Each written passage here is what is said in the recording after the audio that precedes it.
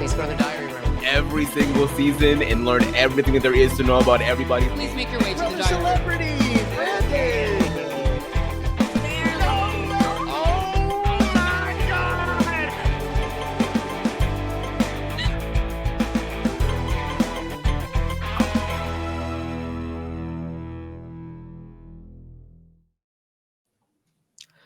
Welcome back, everybody. Welcome back to the Diary Room podcast, a Big Brother podcast where we are trying to find the best player in Big Brother history. Big Brother US, Canada, Celeb, OTT, all of it. Trying to find whoever the number one best player is. It's taken us a very long time here to get even this point to this point in round one. Still got a lot of way to go before we finish the round. And very, very, very soon, we'll be adding the newest cast, Big Brother 27, into the wheel. Not just yet. I know the season has just come to an end, but we need some time before we're ready to get in there. So keep an eye out. Closer to November, you'll see the BB27 names hopping into the wheel. But for now, we have plenty to get into. Another episode coming at you here. Episode 69. I'm Matt. 69. First of all, here with Aman. Aman, how's it going? 69. As Liana would say. I was going to say, do you remember who the sound clip is so we can credit? Yes. I knew the answer. I'm great. I'm happy to be back as always. Just wrapped up another season of Big Brother in the books. It's been a bit of a crazy ride with this one, but I'm happy to add them in eventually. That'll definitely stir things up here over on our show, where we try not to throw in random things that mess up the whole thing. Actually, that's a lie. I do that all the time with our show. So yes. Where we do it sometimes less, but also the rules of the Diary Room podcast do tend to indicate whatever we decide at the moment goes. And some other, networks and shows, maybe that's not the case. Anyway, let's bring in our guest returning to the podcast for the first time in almost a year. It's a little bit under a year, but Peridiam is back with us today. Peridiam, how are you? I've been better. Hopefully haven't been too worse than this, but it is what it is. It's another season of Big Brother is done and dusted, and I can't wait to talk about their road to victory. Whoever this person is. I'm sure. Yeah, we don't know the winner yet, but I'm so sure the video is going to be a lot of fun for you to put together. Wild. So I've been putting together over the summer a big ranking of all of the winning games through 2 to 26. And on the back of my mind, as I was putting this together, I put it together before the summer even began. And I was like, I wonder where 27, what if 27 is like the mastermind of Big Brother? Like not even joking about the pun about the mastermind itself, but like for season 27, but like, what if they're actually like better than number one? And I was like, and then it started and I immediately was like, all right, don't have to worry about that anymore. This is a contention for, is the bottom 5 being pushed out? Are we losing? Like I put Josh Martinez on the fringe of bottom 5 and I was like, oh, you might actually not be in bottom 5 anymore. So good for Josh. Yeah, I love a good ranking video in general. So obviously, I'm always glued to your channel. But in general, like this winners ranking, I have been very excited to get into. We've talked about a little bit, the first time you came on, your process of putting all these videos together, but I continue to be amazed. So I guess I'll ask you again, how do you just keep all the information in there? I think you went through once and took a lot of notes and then kind of refer back to that, right? I mean, it started just being a super fan, and like when you are a fan of Big Brother, you just sell your life away to it. And then you just accumulate information that you don't need and will never need until all of a sudden you're making a podcast or making a YouTube video about it. And then all of a sudden it starts coming out. I think for me, it's been like 8 years of talking about the show every summer, if not more in between too. And it just kind of sticks a little bit. And then I do things like last year where I did the road to victory, where I covered all the winners' trajectories from season 2 to season 25 at the time. And that also just refreshes it. It's like constantly hitting refresh on all the information.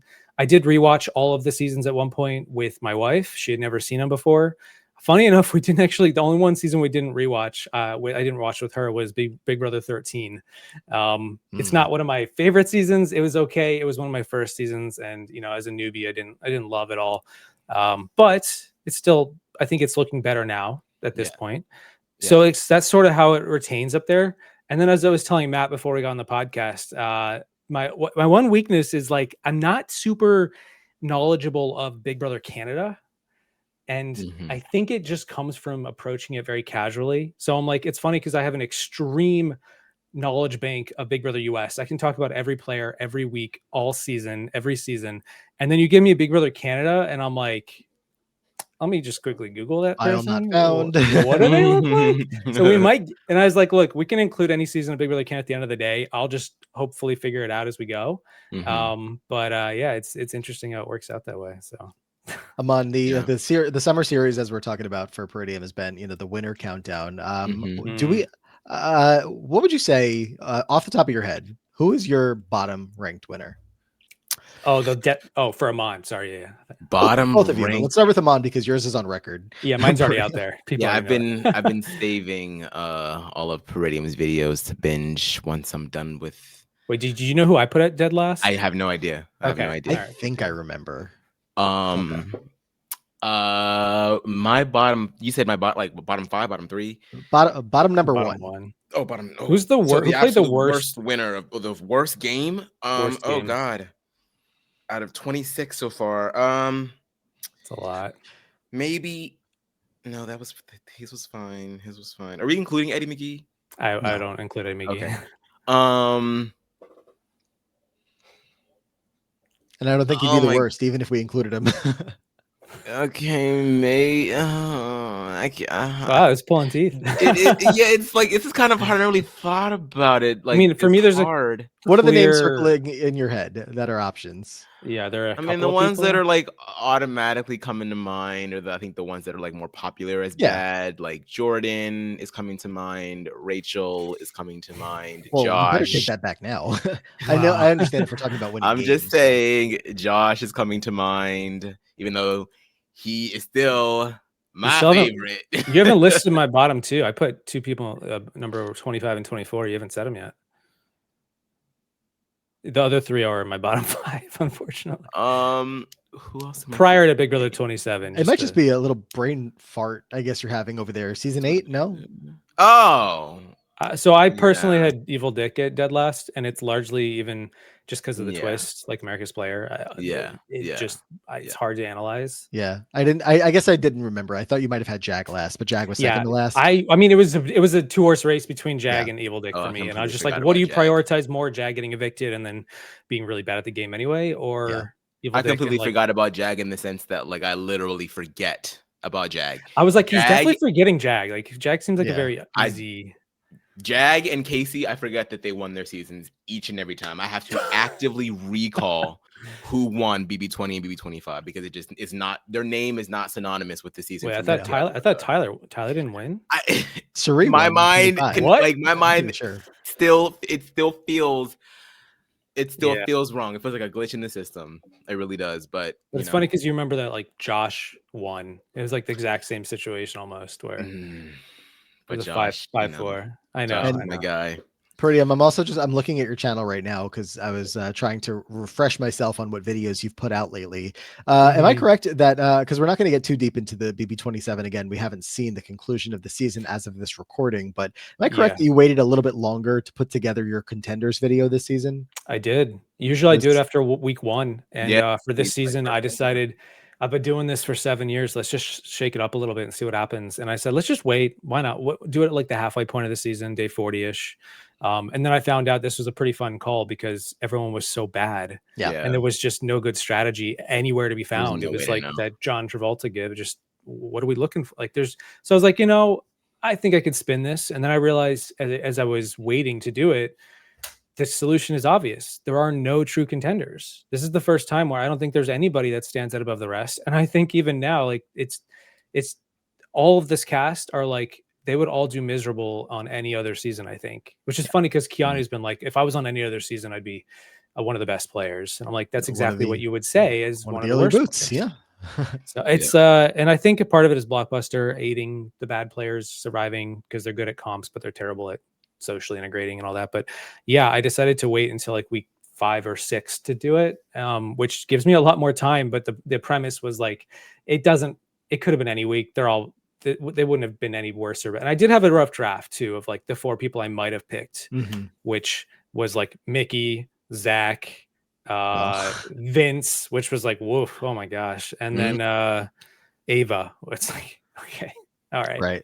So anyway, that was. Do you happen to remember, not to quiz you on your own content, but do you remember, at least for 24 and 26, were Taylor and Chelsea in the top 4 for you? Taylor was not, and I feel like after 1 week of Big Brother 24, Yeah. it was really hard to see. I feel bad, but a part of me loves the yeah. fact that I didn't see it. 26 Chelsea was definitely, she was my Yeah. top pick for after 1 week. Right. She was if you did the video for Taylor or season 24 around the same time as you did this one, maybe she has a better chance of getting in there. But even at that point, it's probably not the most likely, just considering. Yeah, I don't know for sure. season Like was- if I had waited until the halfway point, it's probably day 40-ish. Maybe she was in a much better spot. You're But probably going even then, it Monty was still looking Turner. pretty. I still think like even at going into the finals, like coming back from Dire Fest was bleak.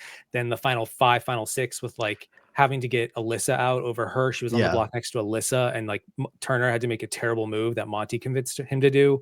And then even then I was like, this is going to result in like Turner Monty final 2. And it was this close to. So like, even at the final 3, I don't know if I would have made her my number 1 pick to win at that point. That is why it is still one of the greatest stories of it. She literally had plot armor. Taylor had plot armor. I don't know who she paid off in another life. I don't know what happened, what's going on, but the girl, no, that was her crown to win from day one, with everyone making Taylor the winner pick of the season. A lot of people did, and then we get into the season itself, and things are really rocky. I didn't pick Jag. Did not pick Jag, unfortunately. I wouldn't either. 1 week of Jag's gameplay, I've had enough. I'm good. But what about the Survivor accuracy? Not to talk Survivor on a Big Brother podcast. Is it usually looking at like Survivor 48? It's weird. I did the same thing where I waited until the halfway point instead of doing an early one, just to shake it up, just to see something different. It's all for fun anyway. Yeah. So I waited until around the halfway point, and I had Kyle at like 6 out of like 9 or 10. I just thought like the way that he was being presented on Survivor 48 was like he's gonna get the gig is up, but I realized no, that wasn't actually the case, and I was like, oh, he's actually in the front runner spot. Yeah. I was really thinking like Joe and Eva would go the distance. I did a fun thing where I said after 1 episode, I'm going to try to predict the entire season. And I had Eva in the final 3 getting runner up, which is what happened. I think she was runner up, or was she third? I don't remember. She was second. Joe got no votes. Joe got no votes. Right. And then I had Eva got like Star and Mary. Okay. I didn't have Kyle winning either, but I had Joe. I was like, Joe and Eva are going to go super far. Yeah. So it is, it happens. Yeah. Well, let's bring it back to Big Brother here. Let me just refresh everybody. Peridiam was refreshing himself on what happened last time around when Peridiam was here.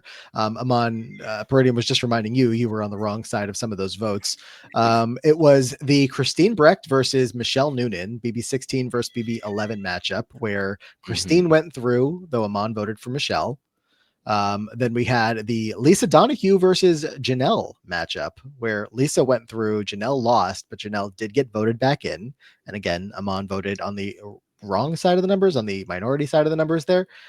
And then it was BB2, Monica Bailey beat BB14, Cara Monaco. So that one was easy, but some very intriguing matchups, the first 2 ones. Yeah, I still to this day, even though I ended up going with Michelle, like I both like. It was so interesting that those are the ones that got paired up together, because then you really realize just how similar those 2 actually were. And I was like, I'd never thought about it before.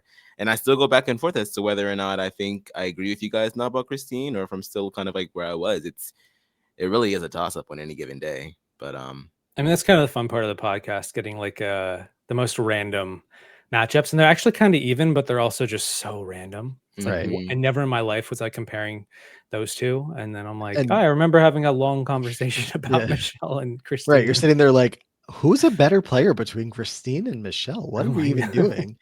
But what we're doing is we're about to do it again. So let me get the wheel ready. Peridiam, anyone that you're hoping to see today? You say to yourself, honestly, not really. I'm just I'll get a winner for Peridiam, because he's talking about winners on his channel right now. I want to see that happen. It would be fun. I saw you guys had like one that was like almost all first boots, which was pretty funny. Yes. And I guess it's all random. I thought it was almost intentional, but I'll take whoever, as long as I can like talk about them in some capacity. I do worry for like early preseason or pre-jury Big Brother Canada. I know you're terrified about the BB can. I'm terrified. I've been talking about it. I'm like, I usually have something to say. I'm like, I might actually totally draw blanks. And we took some off. Okay. We kind of narrowed the field down to just a couple Reminder of them. to We'll see anyone who who wants comes to up. come for Peridiam, this is not a testing you can come podcast, here. okay? Like, we are here to have some good old laughs and fun. We're not always going to remember every single facet about everybody's game, but we do our best to bring as much necessary and relevant information as we can to make us sound. The thing is, people trust me, so they haven't doubted me yet. So I can say anything, and they'll probably trust that I'm telling the truth. Oh, okay. Yeah. I'm gonna make stuff up and be like, they won HOH like 4 times and then got evicted before jury. It's crazy how that happened. Aman, you're asking for winners. There Yeah. are so few winners left to be pulled. I know. I was just thinking about that before we started. I was like, how many are left now? Because we've gone. Do you know who's left off the top of your head? Yeah, I have. I always have every bit of information available. We have Big Brother 2's winner, of course, Will Kirby. Big Brother 8's Oh. winner, Mike Boogie. Big Brother 10's winner, Dan Giesling. Big Brother 13's Rachel Reilly, but she will not be coming up today until 27 gets onto the wheel.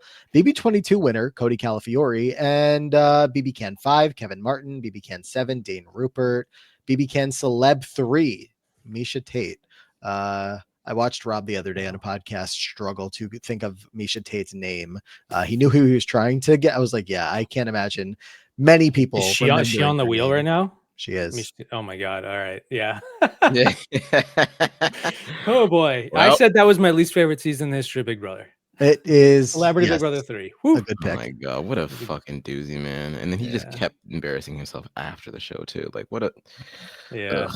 And That'll be just interesting. real quick while I'm on this tab, looking at the numbers, my numbers could always be wrong, but assuming these numbers are correct, before adding in the new cast members from Big Brother 27, right now we have 140 names left. So we're getting close to like only 100 names left in the round. We're getting there.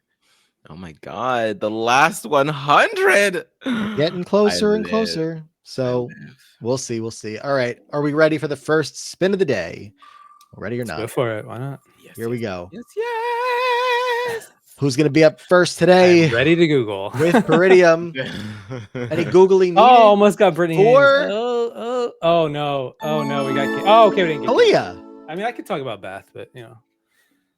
So close to what you saw Kalia Beth from BB Booker. Can. All right. 9. The thruple of it all. No, right? we're going to talk about Kalia in honor of Big Brother 13's winner, Rachel Reilly, being on our screens. One of for Rachel's main most ops of of the season the summer. that she Yeah. did not work with. Yeah. Who's really. Kalia on Big Brother 27? If we did compare him, Oh boy. he's like not. That's just rude to whoever. She's like the third to Kalia. person. It's like, is Danielle Keanu or are they frenemies? No, they were kind of frenemies. Danielle was frenemies with anyway. Yeah. This is another fantasy. I wish version. anyone on Big Brother 27 was anywhere near Kalia. Kalia. Yeah. 5th place finisher. Amon, do we have notes on Kalia? We do. Kalia, her duo partner was Lawan. Considered one of the stronger newbies, Kalia and her partner played an under-the-radar game in the beginning.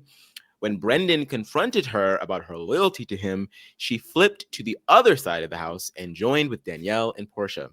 In week 9, Kalia and Portia were nominated against each other, and after losing the POV, HOH, Rachel cast the tiebreaker vote against Kalia, and she was evicted. She finished in 5th place. She sure did. Yeah, a Mhm. season that was cast, obviously for the newbies to not have success. You find a character like this, a player like this, who is going to mix it up, have some fun, and play as hard as possible, especially in times where it wasn't looking good. Made me a pretty big fan of Kalia. Of course, I'm watching on the rewatch all these years later, not in real time, but pretty. And you also have strong memories of either rooting for, against, or neutral on Kalia?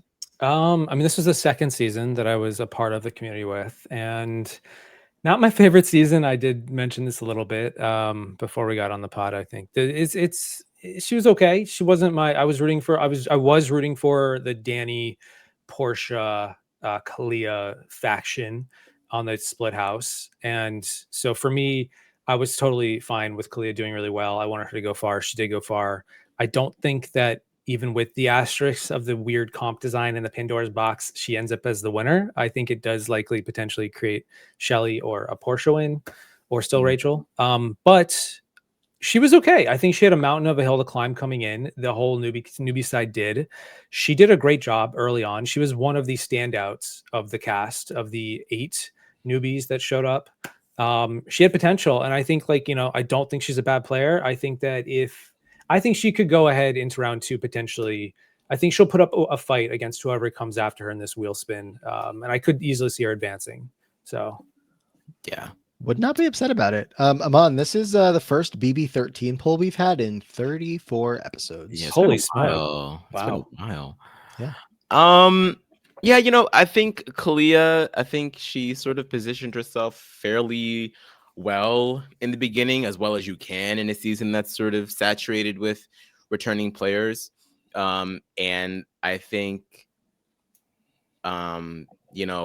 teaming up with Danielle was really just such a nice turning point for her, a nice turning point for the game itself.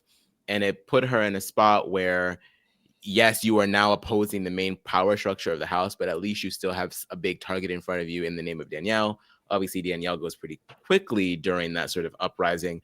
But I think Kalia really did make a solid move to put all of her eggs in the Danielle basket, even though it got her called out by the rest of the house.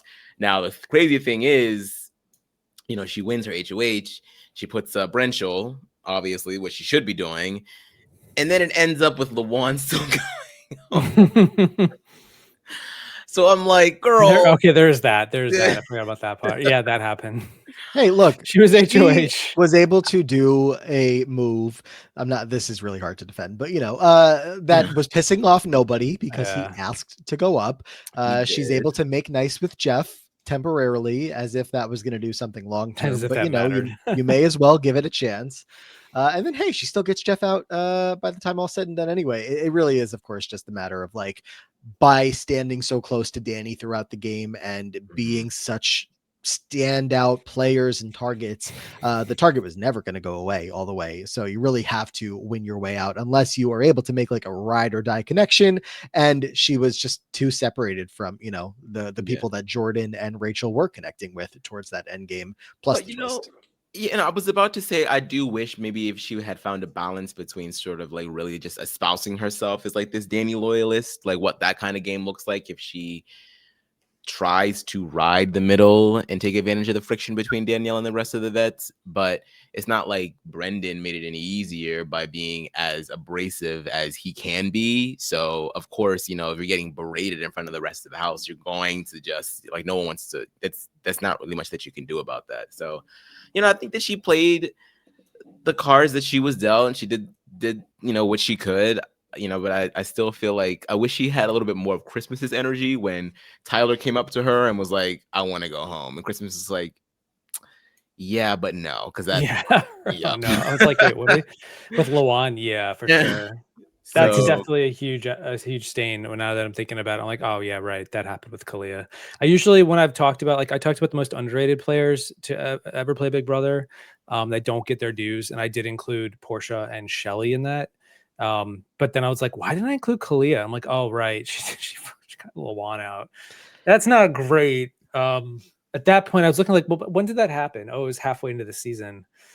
Who else were they going to target if they made peace with Jeff? I guess Brendan and Rachel. But Brendan was gone. He was out of the house at that point. He came back the following week. Mm-hmm. But they didn't know that. I mean, that was the whole premise of Lawan going up was like, I'm going to get power. So dumb. Oh man, that's rough. All right, we'll see. Hey, that's round 2's Lawan. For Lawan's in round 2. Well, of course, Lawan's in round 2. Wow, that's incredible. He beat Indy. He did. Okay, sure. Why not? I mean, yeah, why not? Shits and giggles at that exactly. Point. What are we talking about with Indy that's like worth anything? Yeah.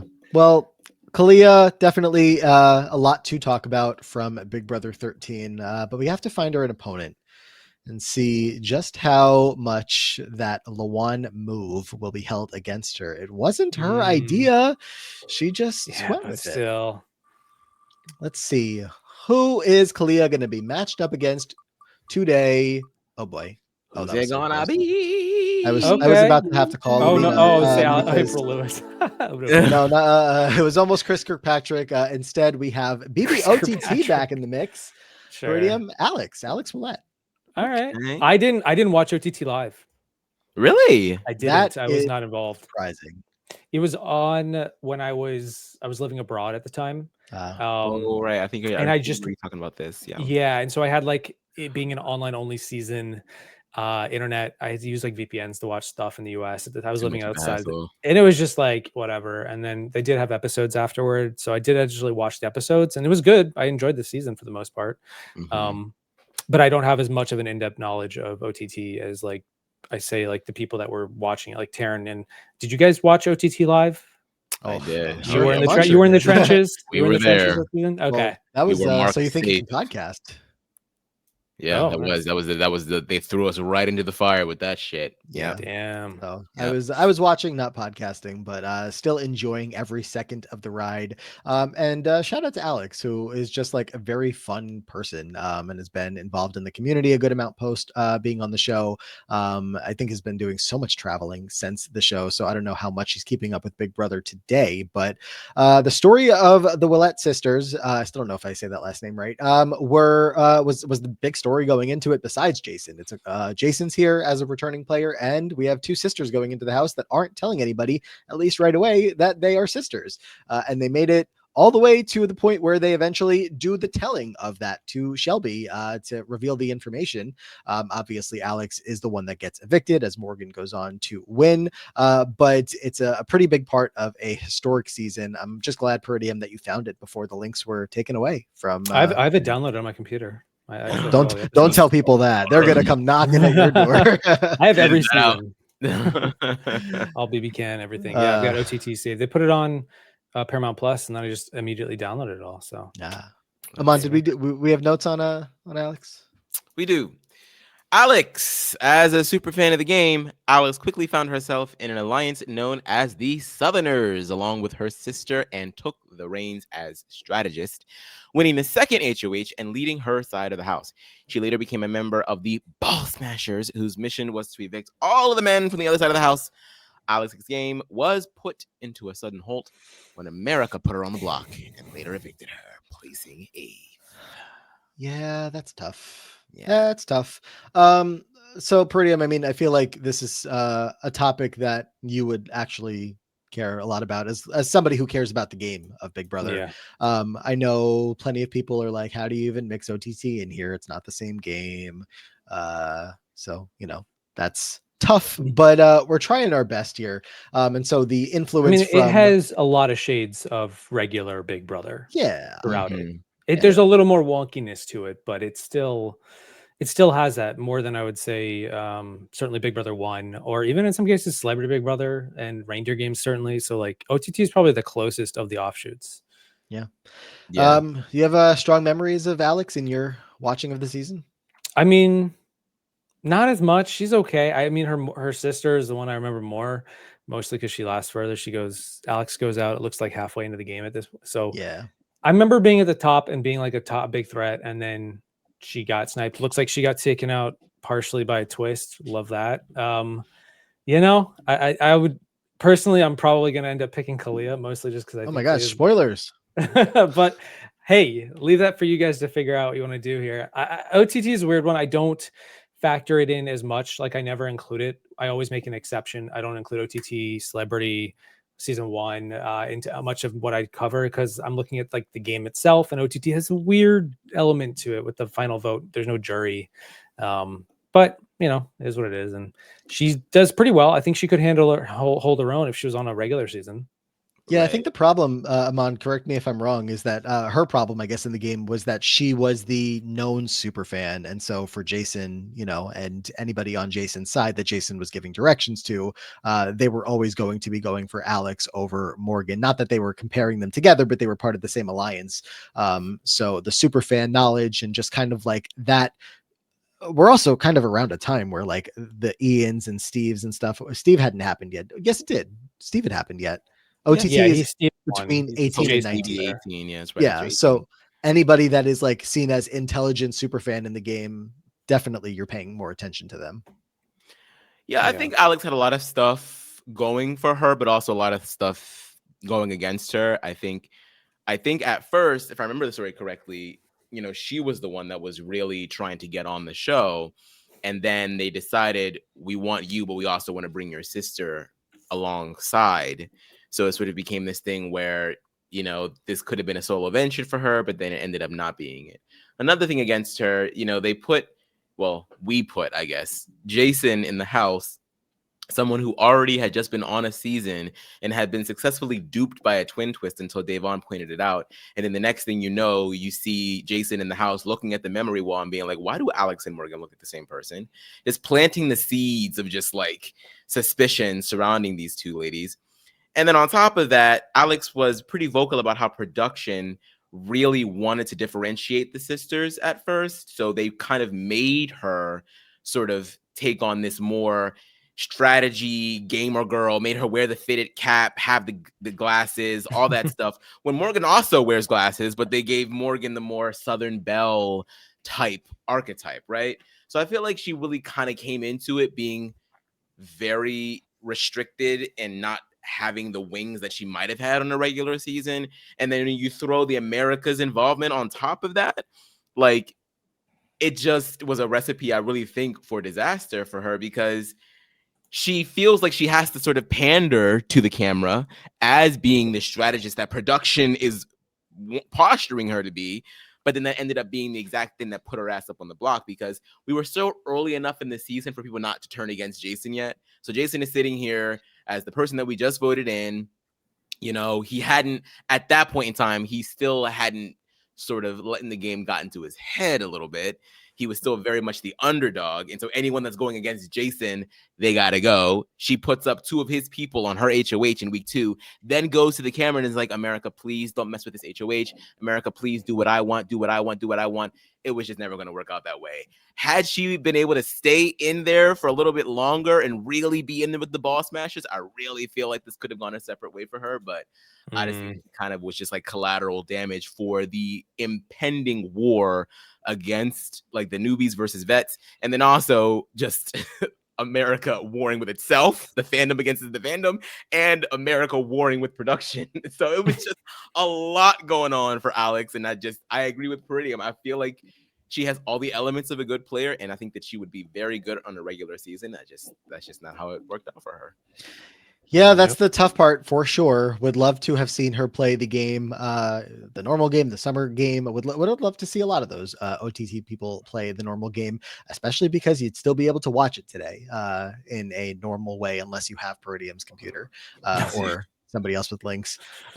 This feels like a tough matchup, at least for me. But Peridiam, maybe not for you. You said your vote. I did say my vote. I'm gonna stick by it because I don't have the greatest recollection of her game, and I had to rely on the edited episodes, which makes it really tough. And then on top of that, the game is just a little bit tougher for me to evaluate when it's played differently. Well, I know there are all the twists going on. 3 nominees. America's voting everything. No jury to pander to or play. There's no jury management in that sense. It's just America, like be likable powers and stuff. Right. There was the America's powers of it all, which did have a huge effect on the season. And so I'm like, it's just tough for me to analyze comparatively. I think Kalia does a pretty good job altogether. I think she makes a deep run. She's one of the best newbies walking in early on. She's the safest. She never gets nominated. All the other newbie pairs get up. Not Shelly, not Kalia. There's a reason for that. Then she ends up going on a run of winning HOHs, getting out all of her biggest targets, including Luan. And, she doesn't ultimately, the way the chips fall by the end of the season, she probably would never have won it. But still, I do think that she was a contender. I think that she could win a season of Big Brother. And I have pretty good confidence in her overall as a player. So for me, that's enough that I'm like, if this was a bad player, I would consider looking at Alex more. But because I don't think Kalia is a bad player, I'm like, I'll throw it to her. So.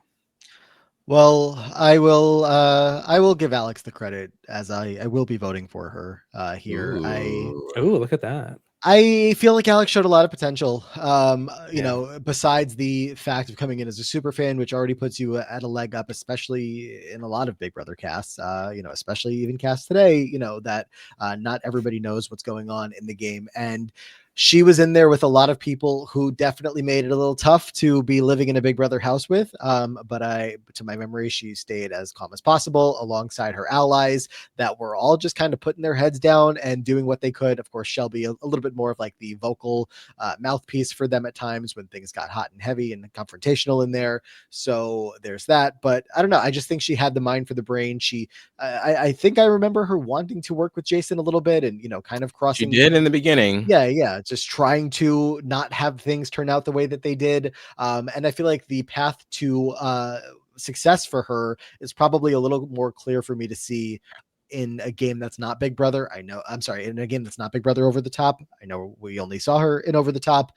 And I think this is just a tough matchup. I would love to vote for Kalia. And if she doesn't go through, I'll just say she's got my full support in the next battle back vote. But when it comes down to it, I just see more potential in the calm, steady way that Alex played the game than unfortunately Kalia, who just had a little bit more of the confrontation with other house guests. Granted, she was playing with Jeff, who it's probably very hard to stay quiet with. But again, there were plenty of characters on OTT that were also hard to live in a house with. So that's kind of just what it came down to for me. But Aman, you can't be on the wrong side of this one because whichever side you pick will be the majority. Well, you can, but it's like, do you want to be? No, okay.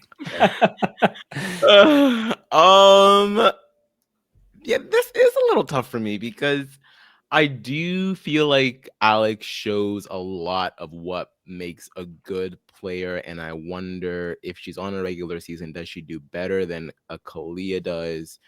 Especially since we have a little bit of data in how she handles returning players. And but then I think about Kalia and when she really gives, I don't know, this isn't necessarily game related, but it's still something that gets points for me, her giving it to Jeff about the whole gay Dumbledore conversation. Oh man. Like being loud and wrong. Crazy. Just loud and wrong. Just so wrong. So I don't know. Were you guys rooting when you watched OTT? Were you rooting for, what were they, the plastics or the LNC? Not the plastics. I don't remember the names. They were also called that. Wasn't that the name? That's how I remember. Or did Jason call them that? I honestly don't remember. Okay, are they not the plastics? The ball smashers. They were the ball smashers too, but I feel like it was like if you were rooting for the LNC, you called them that maybe. Matt was rooting for the ball smashers. Were you? Okay. I was rooting for the late night jamboree. That's the problem. Jamboree, that LNJ. People don't believe me, or people are surprised to hear that, which I get now because rooting for the ball smashers at one point though. Weren't you? I wasn't. I think I understand. So this has been like a whole journey. You could pull up any tweet on Alison Grodner. Yeah, I knew I need to do some recall. There was no. So I was team Jason and whoever was working with Jason. Now, but not the ball smashers then, right? Not the ball smashers. No. Okay. The thing for the past couple of years is people keep saying like, I can't believe that from you, because I guess the group of people that I start to root for in later years is not the late night jamboree and is more a group of intelligent women that are working together in the game. So, sure. My experience as a fan, I guess, has shifted quite a bit, but no, at the time I was LNJ. Right. Aman. Yeah, I'm still curious who he's going to vote for. I can't. I'm going back and forth. We'd be a 3-hour podcast. Oh my God. Okay. Well, let me let me go out of order here. I'm gonna put a little extra pressure on you because instead of playing the whole game of like, is there a patron vote? There's a patron vote, and then there's another patron vote here. There's two patron both votes. Of them? Yeah. Oh, so wait, patron votes come in and they're going to add to the total. Oh, that's not fair, Matt. You didn't have to tell me that. So there's 2 more patron votes to account for that could sway it either way. I just wanted to put the extra so the patron votes have been cast, one for Kalia, one for Alex. Oh, wow. Okay, so never mind. So they completely cancel each other out here. This is the second time that we've had this happen. The first time was Marvin versus Kiefer from BB Can 9. BB5 Marvin, Kiefer BB Can 9. Kiefer ultimately won. But I just wanted to add to the pressure of Aman's decision the fact that there is no patron vote coming here to change things up because, well, no, there are patron votes, but they are unfortunately canceling each other out.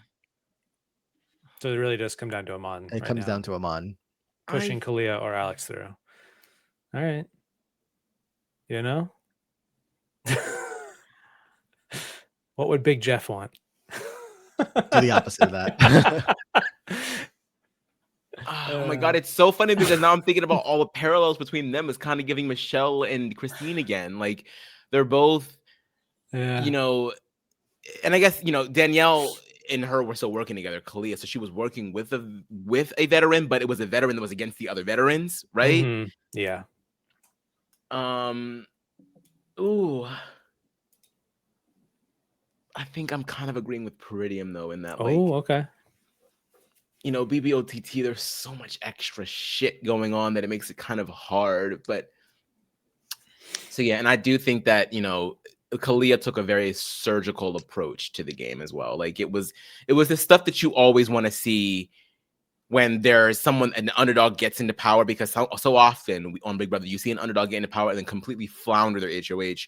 And Kalia so kind of did. I mean, it was a really weird thing with Lawan being like, please put me up, I want a power. So it's like, it's weird, but like she still knew what she had to do, right? So I'm gonna go ahead and give it to Kalia. I mean, like she gave us Clown Chew. Without her winning HOH, we might not get Clown Chew. This is a really tough matchup. I really like both players a lot. I liked both players in their seasons. I was saying if this didn't go Kalia's way, I was going to endorse her. Now I'm just endorsing Alex in the battle back. So sign up to be a patron if you're not already. And existing patrons, just that's currently where I'm leaning. Also, this isn't looking like a very scary field so far with the latest round of the battle back. So I'm keeping hopes high for Alex, but we'll see who's going to come up next.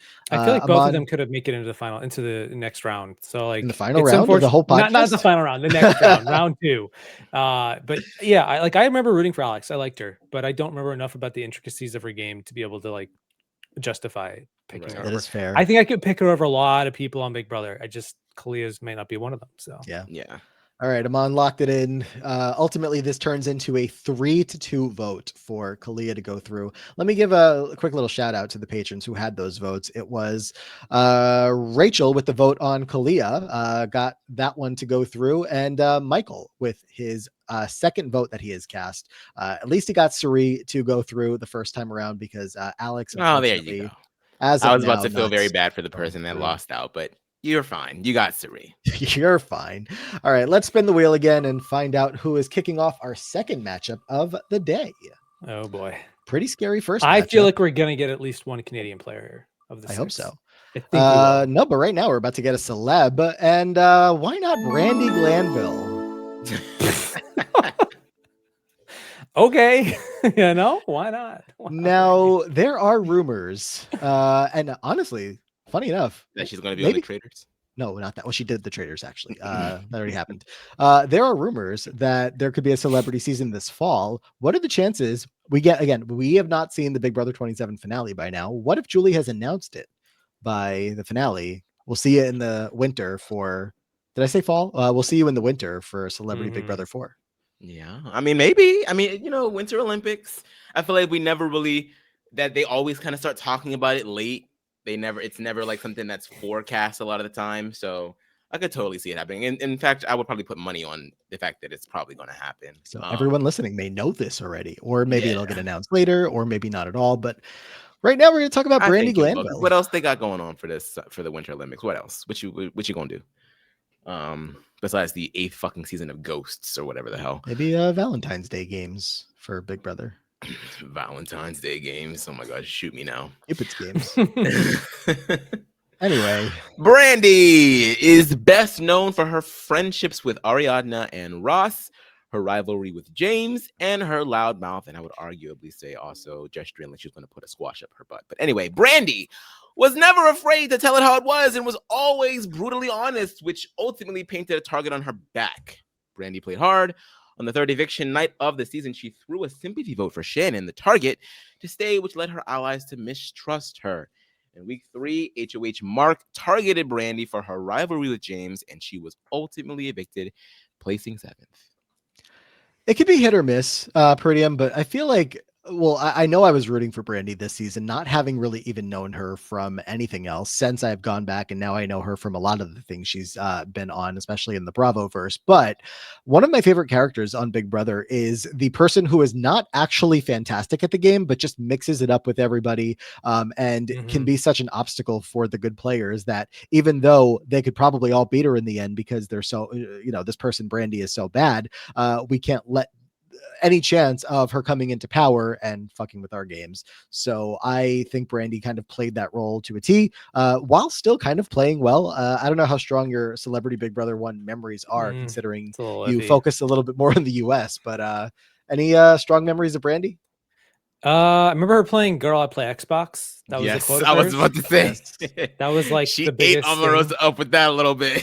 Yeah, I remember that. I put that on a thumbnail actually. I think when I reviewed the season, that was Brandi on the thumbnail for that.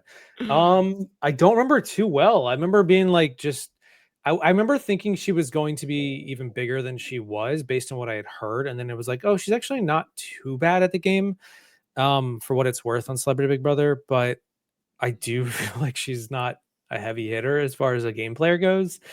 She didn't really, she didn't win anything. She didn't win HOH veto. She didn't really exert much. I don't remember her having much of an impact overall. I think she had a rivalry with Mark on the season, or It was that was somebody James. else? James. Was it James? It was Yeah. James. It was James. And it was a little bit of like, yeah, a little bit okay. of giving him the eyes as well, which Yeah, they all people were. were really leaning heavy into the Brandi James love affair of it all. Yeah. Which I'm still not entirely convinced wasn't a thing.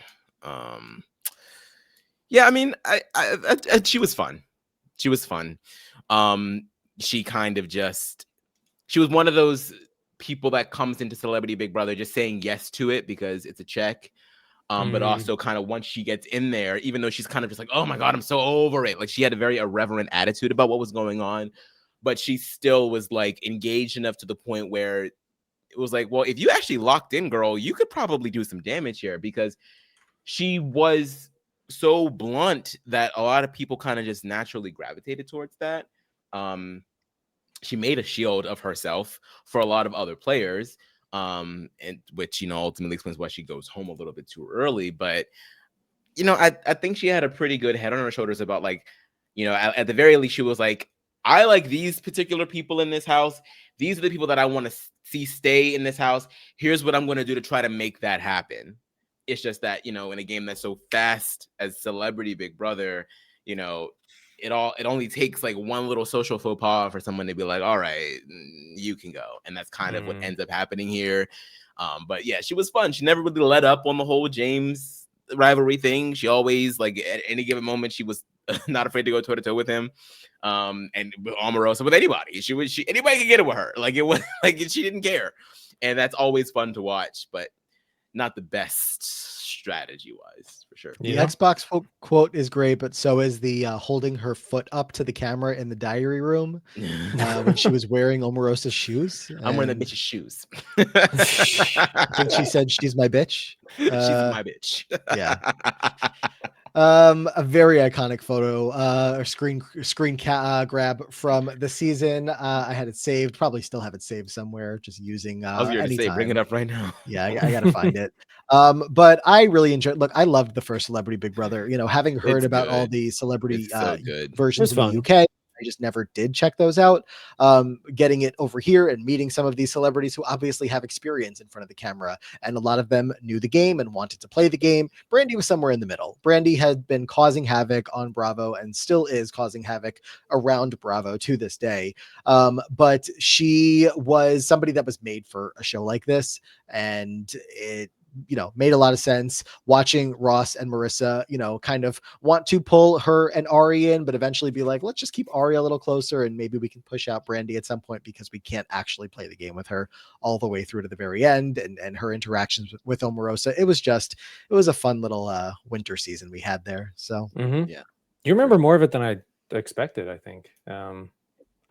We were all have a strong so number of- excited when it got announced. We were like, finally, like a celebrity season of Big Brother that's not in the UK. It's going to be our format. This is going to be amazing. Everyone was like, I can't wait until we get like Brad Pitt and Angelina. Yeah, I was right. like, bitch, y'all are okay. Let's calm down.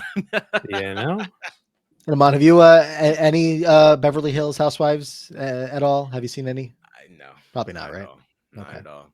It's I just didn't too, think it Peridiam feels had. like a challenge at this I've point. I never I been, feel no. like I can't jump in. No, I know. feel I like it's too get. Trust much. me, I get it. I Yeah, but I jumped really into. want to because It's a all lot. of like the memes and stuff that I see, all the gifs that are used, I'm like, this seems like it's right up my alley. But I It just is. I grew up right next to Potomac. I know there's one about Potomac. Yes. Like in my And neighborhood, it was like it's, Bethesda, Cabin John, didn't Potomac. somebody get arrested on that one just recently? I Get out have of no jail? idea. You just got out of jail, Karen Huger. I'd be curious to see if like it represents at all the Potomac I know. It probably doesn't, but who knows? Watch the season. Oh, by the way, I'm always in your city now because my family's all Are over you? there now. Yeah. Yeah. Wait, which city exactly? Are you talking You guys about want to make plans? for your own Annapolis? podcast and not Baltimore. invite me? Oh, Mhm. Baltimore. Okay, that's close. I'm in Annapolis, so I'm a little bit further south, but Okay. still. Well, in your Okay. state. all There the you time. go. Nice. There you go. I was surprised when I watched Beverly Hills. I'll just say that Brandi is not as a main character. I guess she's a main character when she's on the show, but she's only on the show for 2 or 3 seasons before she was truly just too toxic to continue being on the show. So I'm sure that's not surprising to hear.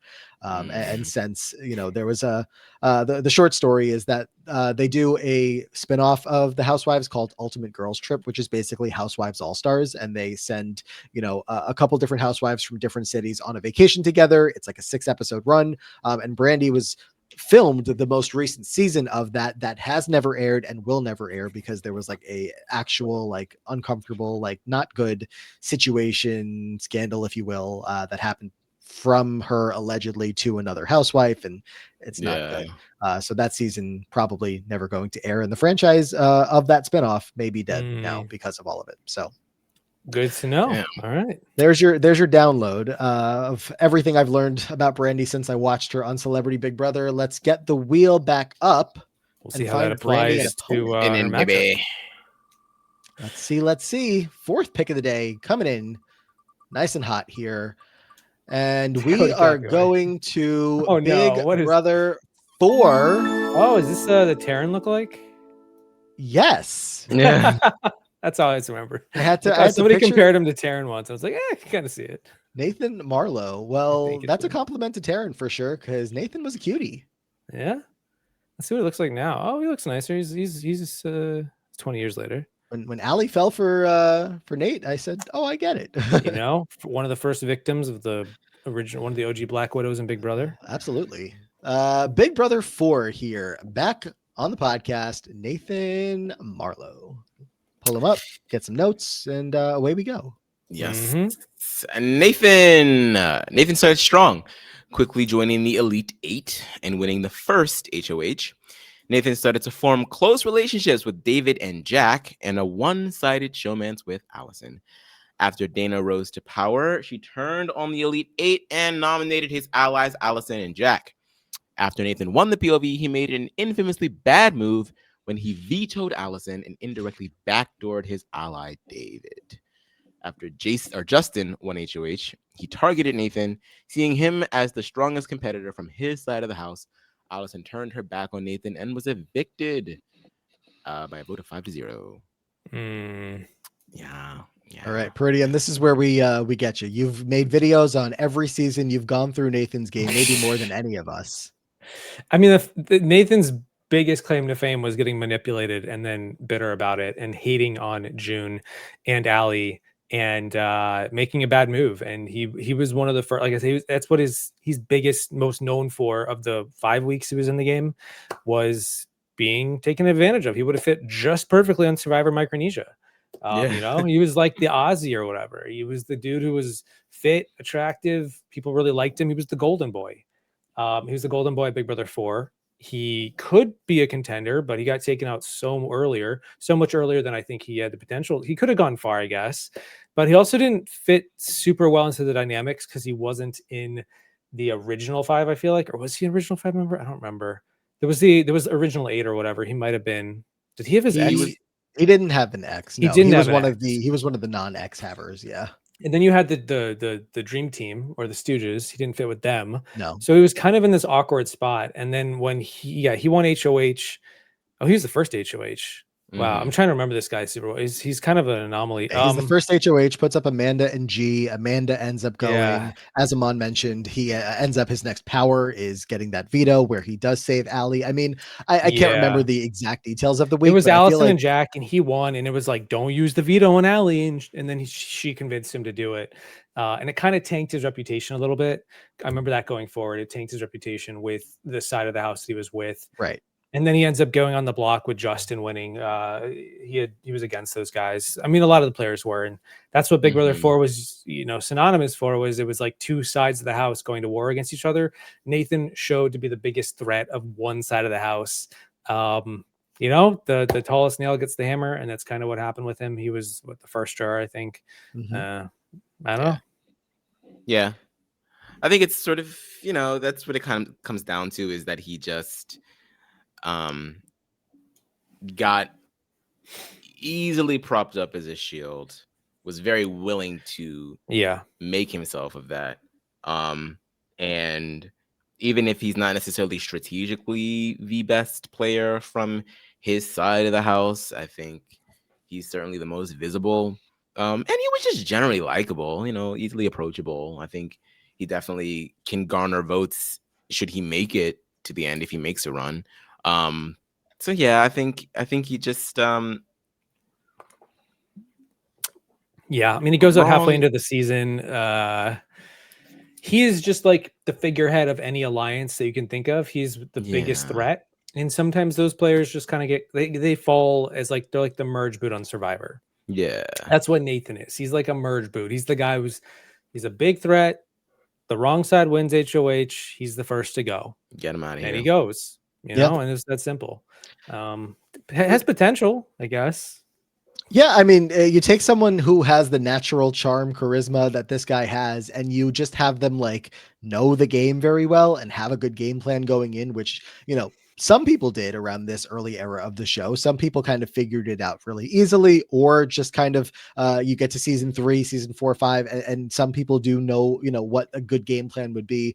So if you kind of threw a little bit more of that into this guy, then he's probably unstoppable at a certain point, because maybe he doesn't use the veto on Allison and says, if the whole house is against this idea and Allison is such a big target, why am I attaching myself to this sinking ship? And it's going to, blow back on me. But, it's a little bit more of like, well, it'd be more fun to save my friend here, who I'm also flirting a lot with, and make the HOH Dana mad, who we both hate, and it would be fun to see her spiral because she can't get her target out this week. And so that's what they go for. And it actually second, not to nitpick here, but second jury member, because I forgot he does go after Dana. He goes out after Dana goes out. So then it was just Dana and Nathan in the jury house, and again, all I think about in the BB4 jury house is how much they reminded us what Justin and Dana were doing things in that jury house. They really wanted us to know about it. But yeah, I remember him getting super mad at June the week that he got nominated. Nathan got nominated. I remember him being super mad and calling out and trying to blow up June's spot. And June, this is when this part of the season where June started to get a lot of it. She was getting a ton of adversity. Dana had just been evicted, and June was clearly supplanted in the middle. And Nathan just basically clocked her to everybody, called her out to everybody, and it just turned into a little bit of a heated battle between the two of them. And obviously, June clearly won that battle and then won the war. But that was like my biggest thing with Nathan. He got duped by Allison, or he fell for her charm a little bit when he probably shouldn't have, and then he just gets the hammer because the dream team didn't want him, and he was their biggest threat. Yeah, and that's Big Brother 4 for you. Yeah. Big Brother 4's Nathan versus Celebrity Big Brother season 1, Brandi Glanville. I guess it is very random. I guess it's worthwhile to start with you again, Peridiam, not just because you're the guest, but because I think again I can kind of predict where you're going to go. So I'm going Brandi. I probably will go Nathan just by sheer virtue of Celebrity Big Brother is just a wonky ass tough metric to sell up me a player. Some players on these offshoots I fully believe would translate well to the main game.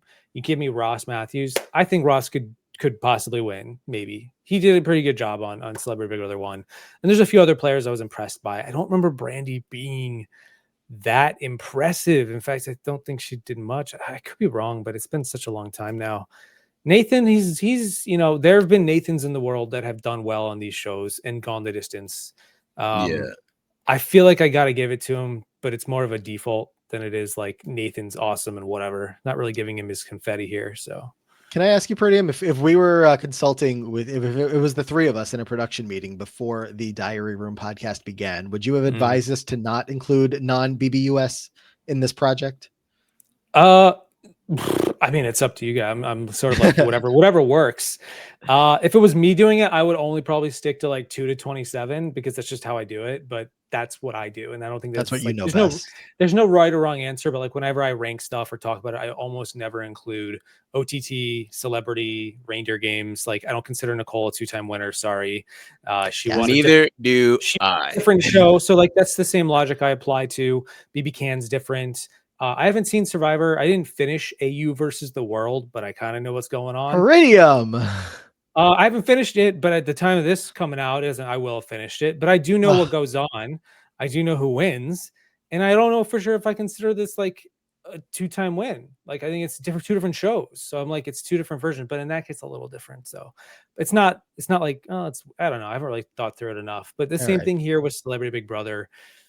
I always tend to view it as marked down just by virtue of not being canonically like 2 to 20. It's not the main show. It's an offshoot. Yeah. So it just feels a little bit different.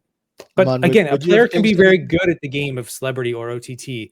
Reindeer games, not so much. Don't really care about that. That's a completely different monster. But I would care a lot more about it if it didn't ruin our regular Big Brother sometimes as well. But anyway, there's another point. Amon, would you are you still, we're months in, we're just checking in here live on the podcast, happy that we have all the different Big Brothers?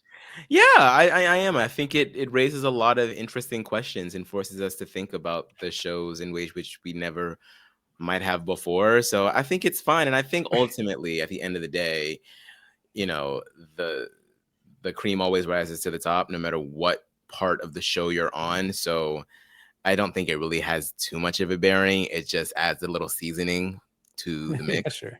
Yeah.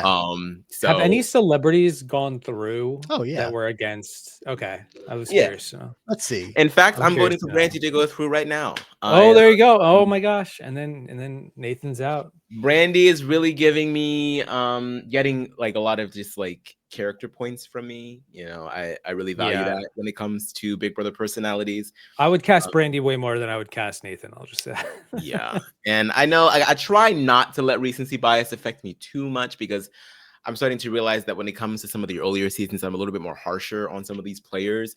So I'm trying not to do that, but I still ultimately I'm just still more enamored by Brandi.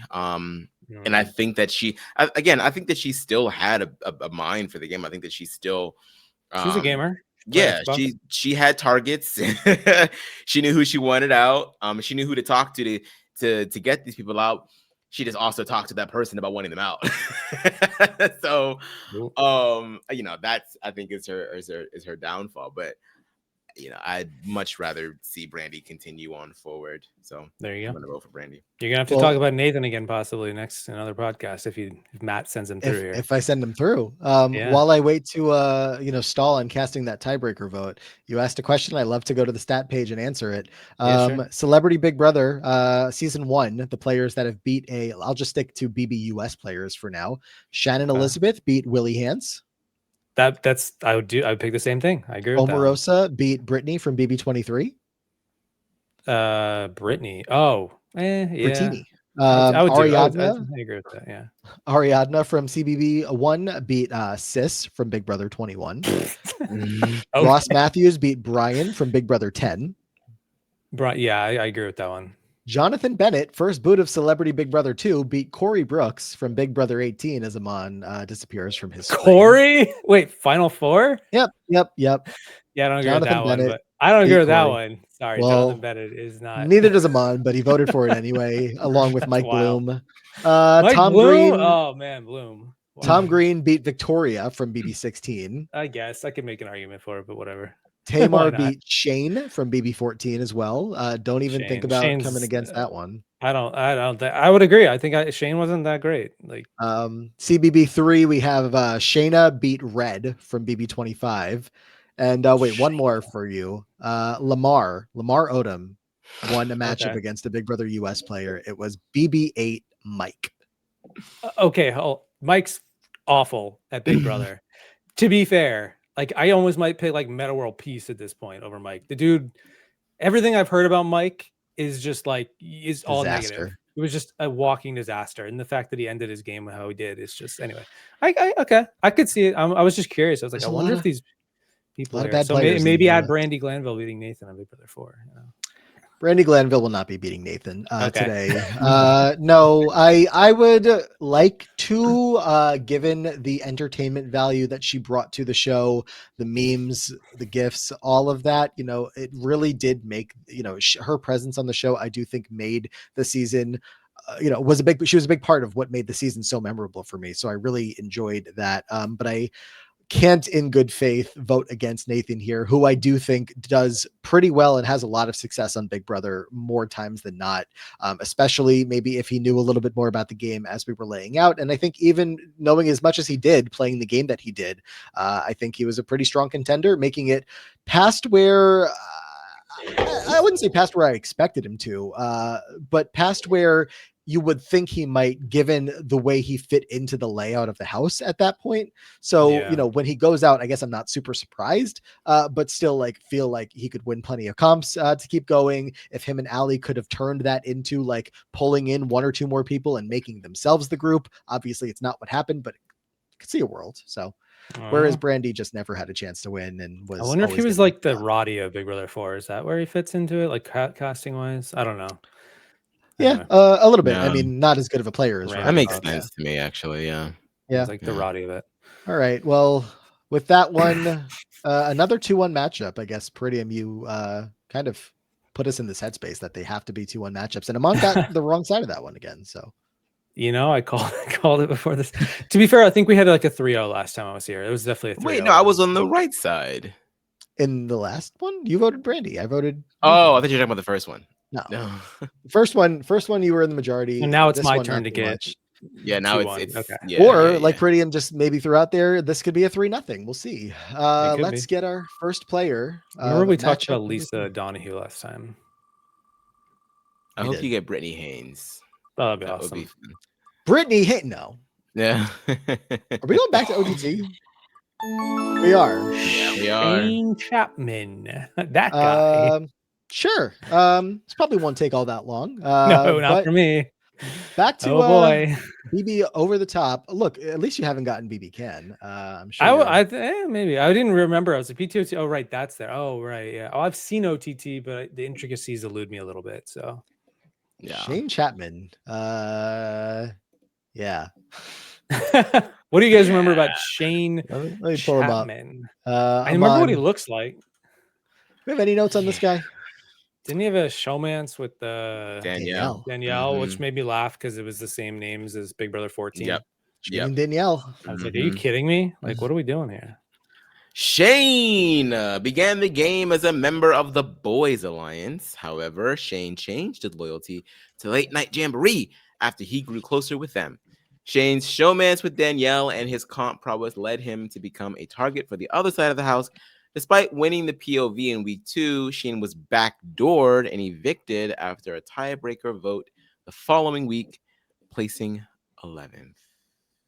Who's still left from OTT? We have Shane just came up, Alex just came up, so we have 3 players left. Amon, do you know who's left? In BBOTT? Yeah. Cornbread. No, Cornbread's out. Have we Bummer. talked about Shelby? I don't think we talked about Shelby yet. Shelby, come up. Oh, I love to talk about Um, Shelby. We haven't. We talked about Justin. Justin's gone, Nope. right? No, Justin haven't? hasn't come up. Oh wow. Dang, So, you guys doing some of the best for last. Shelby, Justin, Neely. Okay. Neely.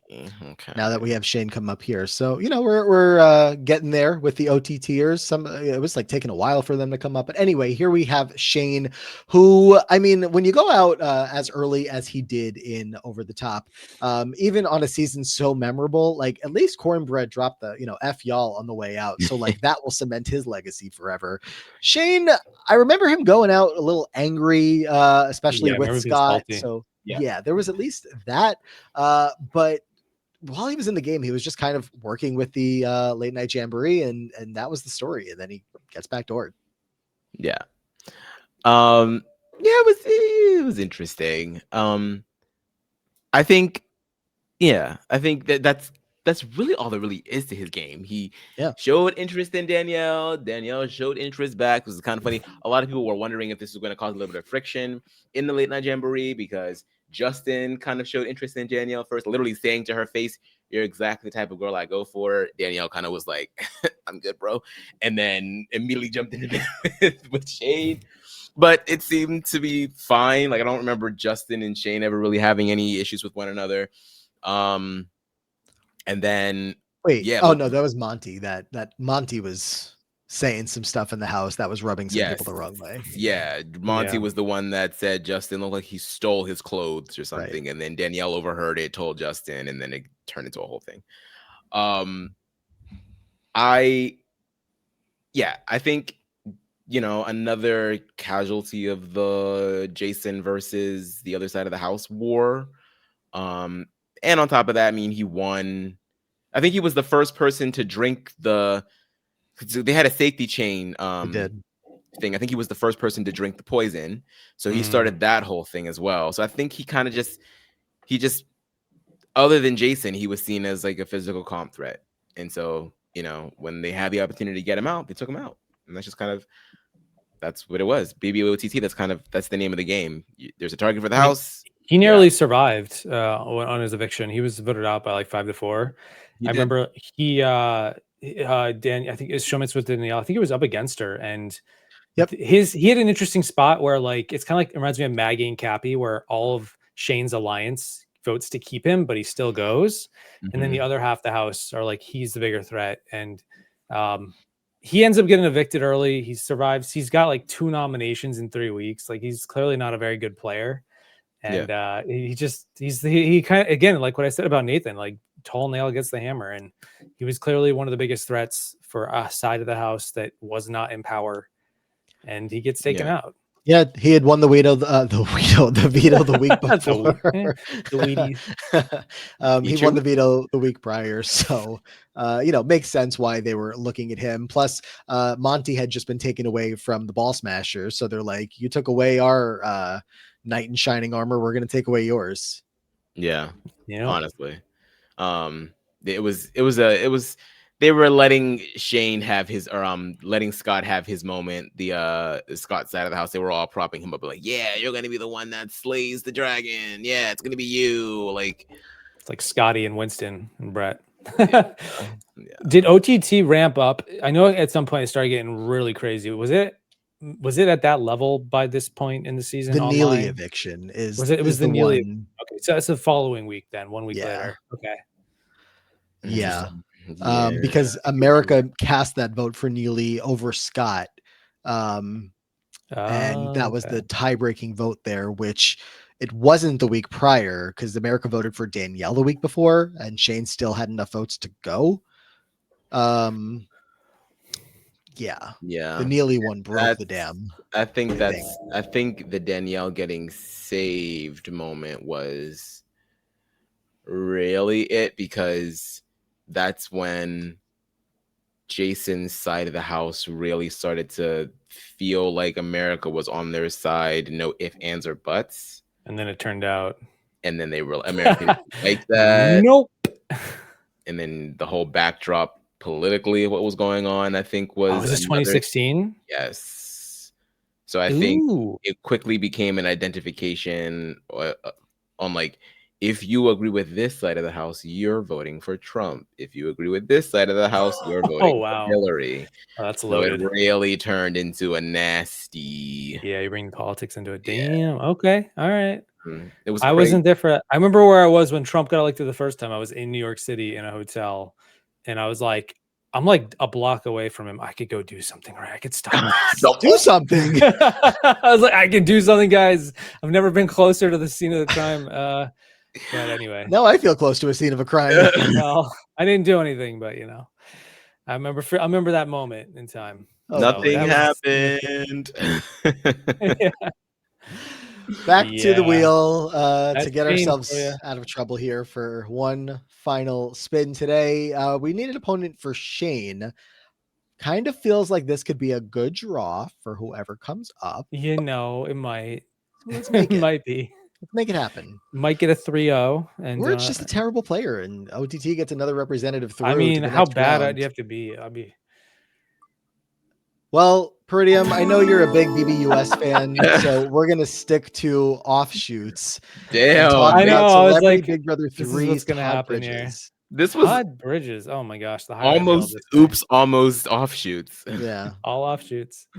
I mean, don't know. Nathan, saved it, and a little bit of Kalia. Kalia was the best part for me, but I know I say this every podcast, but every time that we get to record, I'm like, today's going to be the day. One of the big names, one of the big ones, one of the big ones. we And got they're Todd just Bridges. hiding.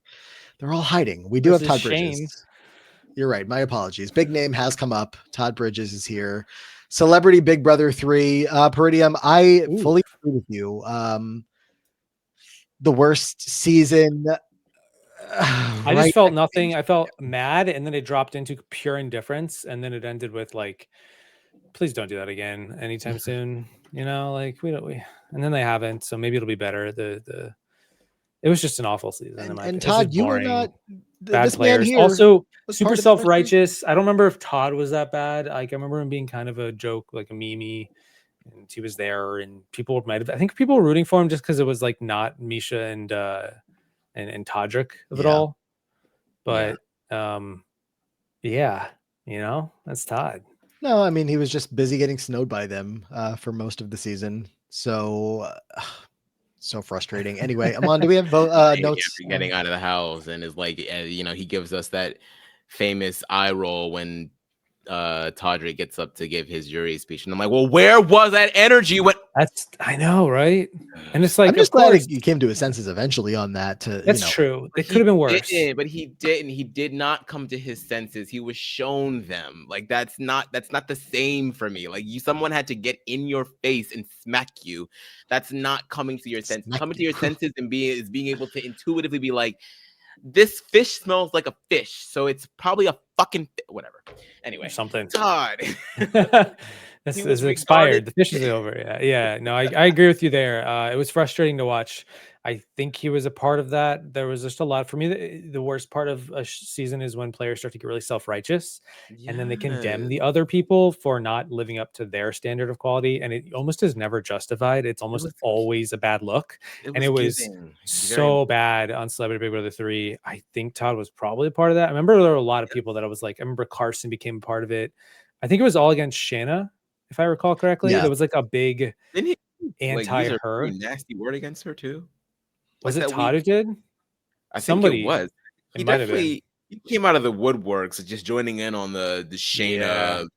I mean, it was all led by Todrick and Misha, and Todd was down to go along with them. I mean, we're gonna get into the notes and everything, but his HOH where he puts up Lamar, his good friend in the house, because Todrick and Misha were doing everything they could to not get themselves on the block, and convinced him that Lamar would be a good pawn. And if he just happens to go home, whatever, he doesn't want to be here very much anyway, and he just agreed with their every word. And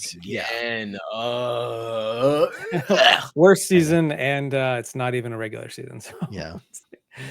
But the real question I feel like the real question is he better than Shane from Big Brother Over the Top? Hey, stop getting too ahead of ourselves. We haven't even read the notes yet. Shoot. Okay. Peridiam. All right, Todd. He was regarded less for his strategy and more for his various relationships in the house. He made an early bond with Lamar Odom over their shared history with sobriety, becoming a tight pair. Under the surface, Todd was getting in tight with Misha and her Athletes Alliance, making him safe as they continued to hold power. After losing both the Final Four HOH and veto, Todrick cast the sole vote to evict him, placing him fourth. Check my notes to refresh myself a little bit. I'm reminding myself about how bad he also was. He was giving a little bit of a big D when he went to vote to evict. He would just sit down and say, evict Cynthia. And that was how he voted to evict. Okay. No, I vote to evict. Evict Cynthia. The frustration builds back up, just kind of getting back into this man's game. A fourth place finish, as he deserved, as did anybody who was going to work with Todrick and Misha in that game, seeing that they were clearly running the show. You have an opportunity to take a shot at them, but no, why would you? Why would you? you know? Yeah. Just I think there really wasn't much to his game. He laid under the radar, and some of it is, because he's an older man, so some of these competitions he was just never really going to be in the running for anyway. And he kind of just, I think in the beginning a lot of us were sort of speaking highly of his game because he was sort of what we thought more of him to be in the beginning, just talking to everybody. No one had a bad word to say about Todd. He was friendly, he was nice, he was funny, made a lot of people laugh. And then, when the temperature and the tone of the house starts to get a little nasty, all that goes away and he just joins in. It was very much sort of like what we saw in BB19, like, reasonable people in the beginning, and then all of a sudden it just turns into like this really nasty cult. He did the exact same thing. And so I think that naturally has a social ability for the social sensitivities for Big Brother. I think so. I think he's generally fine in that area. But I don't necessarily know if it's interested enough. I don't necessarily see him ever becoming a leftover. I feel like he's far more likely to just stay the course and then just do whatever people tell him to do, because he got rid of Lamar. Yeah. I'm just glad he got his, right back as soon as, he ends up going out at Todrick's hand, essentially, as does Lamar, his ally, who, so much trust in Todrick and Misha. And then, you realize why you shouldn't a little bit too late, but it was so frustrating to watch along the way. Also, I don't know how much of this we all remember, but like, I feel like he was hyping himself up, like in his game, and talking about like how good it was going at a couple different points. Right. Yes, He really thought he was doing something Yeah. there. He really thought he was that not shit. on the side he was, and look, he was voting correctly and whatnot, but like he really thought that like he was playing that game flawlessly, which is why he ends up with such hurt feelings towards Todrick when, he has the rug pulled out from underneath him, because he's like, we were supposed to be doing this together, and then now you're turning on me. Yeah, I'm glad that this season changed the format of having a Final Four eviction and not just Final 3 and 4 go out together, because we got to see him get his own personal eviction. I didn't have fun with him. I was so excited when he got put on because, like, I didn't watch I forget the sitcom that he was on when he was younger. But he was a pretty funny character on Everybody Hates Chris. He played like this recurring character that like just lived in the neighborhood, and I always thought he was funny on that show. So I was like, oh my god, like what an interesting, this would be interesting to see. And then he just, again, he was fine in the beginning, and then it just really just went south. So yeah. Peridiam, what was that question you were asking yourself? Which one is the better player? Is he better than Shane from Big Brother Over the Top? It's a good question. Kind of his stat line actually is I was going to jokingly say, like, does he have like Jordan Lloyd upside where he just kind of goes along? And I'm like, she actually won in 2 comps as well and was nominated 4 times, which is exactly his stat line. And I was like, oh, maybe they're pretty similar. Maybe this guy could win a season of Big Brother just because he's like harmless, not that big of a threat. He goes far. He's not the best player, not very strategic. But Jordan has some bite to her. I will say, yes, that's the one thing I would say. Jordan, the problem I have with Todd versus like Shane, I guess, or anyone, it's like if the player isn't super invested in the show or getting to the bottom of it or really trying to play to win, it's hard for me to ever expect them in any scenario to be like a good player or to be better than somebody who's not a good player, but at least is trying hard to get further in the game and excel at the game. But then I'm like, I don't know if that even applies to Shane per se. I mean, I'm sure he definitely cared and wanted to be there, and he was salty on I remember him being very salty and, wanting to fight the good fight, and he lost. Is he better than Todd Bridges? Todd did better. I think Todd had way more win equity at the end of the day, just by virtue of being that close. Whereas Shane was just not even close to getting there. And it's like, could Shane ever do well? I don't know. I'm curious to see how you guys vote. This is why I need you to make content on these seasons so that you can talk through some of this. The problem is I ultimately make my content on things I care about, and Celebrity Big Brother is not really like, is just the game is so hard to evaluate for me in contrast to the main game that I just kind of like, I'm just so casual with it. It doesn't stick as hard. And OTT, I would have watched and absorbed more, but I just didn't watch it at the time. I did enjoy the episodes. They were good. I do remember enjoying the Really? episodes. So, I mean, Peridiam, it's not you. It's both of these people. and it's, to be fair, don't we're know. dealing with two kind of duds, in my opinion. Like We've neither had of these many a people matchup should of make duds, it. They and we shouldn't will have make it many past more. round 2. Whoever gets past this, I hope. I don't, Yeah. you know, Can We're I gonna have duds in abstain? round 3. They're going to be there. There's Yeah, just there it's will be. unavoidable with how many people are in Can this I bracket. abstain? Abstain. No, Well, I'll just go with No. whatever Matt says then. no. Does anybody feel strongly about which way they're going to go? No, I mean, don't. I don't. I feel think I strongly. know. I mean, I can go first. okay. Maybe I'm leaning more towards Shane for the physical appearance of it all. You know, he's someone that Got looks longer like hair. him, is far more likely to do better at Big Brother than a Todd Bridges is in Maybe. most seasons. So Todd did do better though. I mean, I Technically. get that being the reasoning for Shane, but there's so much to put Todd down for in his game, regardless of just like, oh, he may have a hard time winning comps or like be naturally, making allies that just flock to him. Are you voting for Shane? yeah, I'm voting for Shane. What are you doing, Matt? I'll make it 2-0 and take the pressure off Peridiam. That's fine. I I mean, was leaning towards Shane, but it was more just like, I don't care between the and two of them. To be this honest, did have to be a 3-0 vote, as we said. So yeah, I'm I'll glad take to hear Shane. it. It's fine. Todd was so frustrating. Again, like the writing was on the walls, and I feel like once they made that decision to go against Shayna, and they being everybody that was not Todrick and Misha going with their agenda, the season was a wrap, because Todrick and Misha were specifically Todrick, as much as I don't want to give him credit for anything, he was able to convince a lot of these different people that he had all of their best interests in mind, and it was just over at that point. So the way that Todd again went around that house feeling like his shit didn't stink, and then putting up Lamar, and it was just bad. It was actively bad. I mean, he was a Big worse Brother. player than Shane was a better player. Yeah, is where that makes sense. We didn't see can enough agree from with Shane, so I don't have a whole lot of data there. We saw him get a little angry on the way out, which, like, I don't know, you get backdoored, you're allowed to be angry. But Todd, no, thank you. OTT is worth watching, by the way. The episodes are good. If you're ever Yeah, curious, no one has if the you links haven't but watched you. them. I know. I'm just hyping that up. The fact that I got them, I didn't realize they were such a treasure to have. But You I have watched lost them. media, my friend. I was like, I didn't get to watch it at the time live, and then I watched it after. And I was like, that was fun. I mean, I don't want it to be like a American voting all the time and twist out the wazoo, but I had a good time.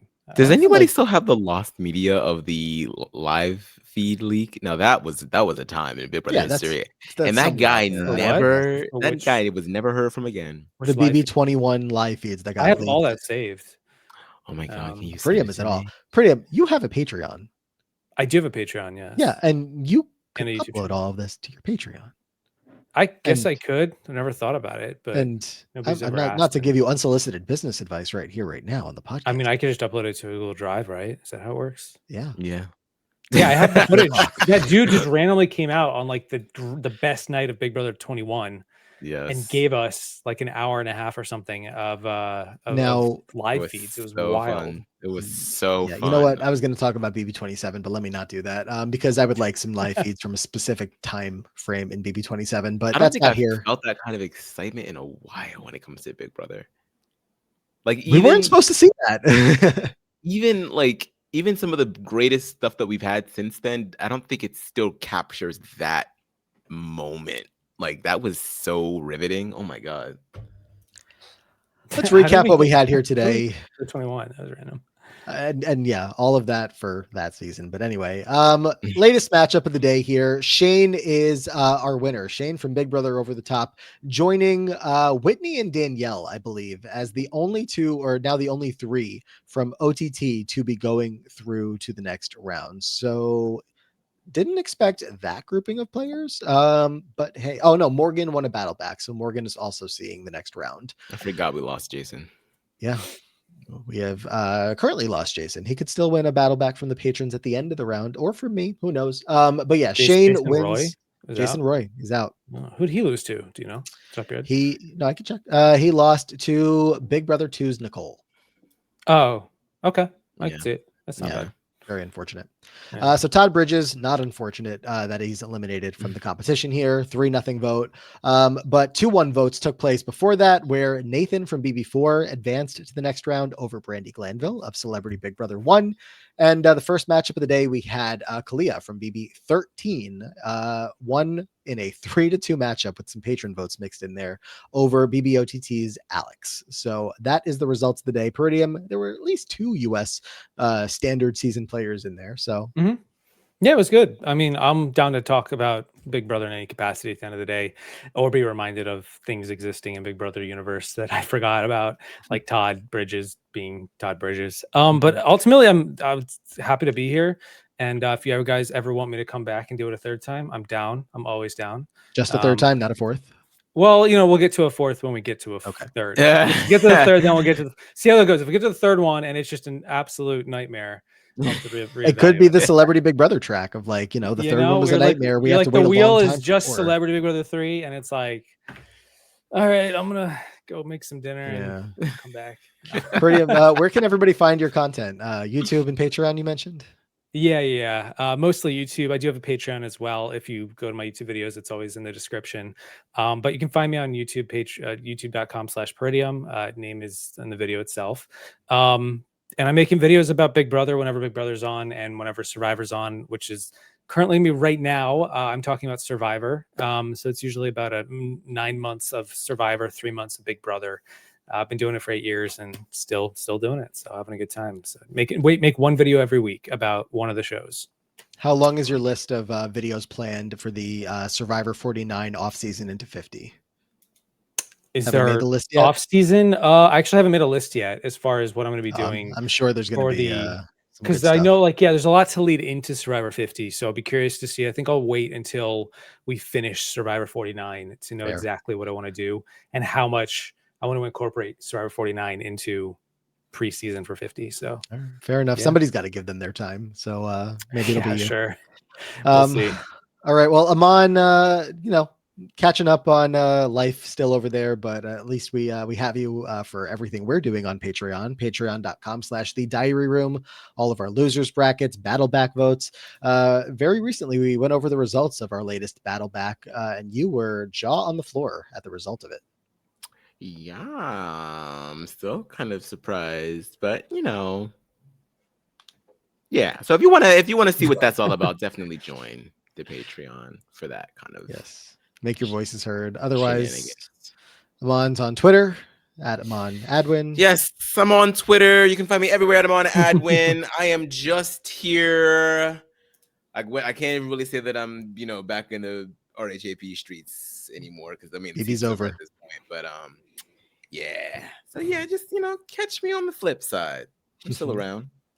Catch me on RHAP talking all things Dancing with the Stars all this fall long. Myself and Sasha are covering that show, as well as I'm covering The Challenge with Brian Scally all the time on the Free Agents podcast. So check that out. Plus, actually airing right now is The Amazing Race with all of the Big Brother players. So we're also covering that on the Free Agents podcast. Yeah. So hopefully that's going well. But I'm sure it's going to be a lot of fun teams there. We previewed it and we're already talking about it there on the Free Agents podcast. But that's going to do it. Again, one more time, patreon.com/the diary room if you want even more from us. But otherwise, thank you, Peridiam, for joining us. And Aman, let's go. Yes, our thanks to BB YouTube legend Peridiam for joining us once again. And until next time, guys, please go to the diary room.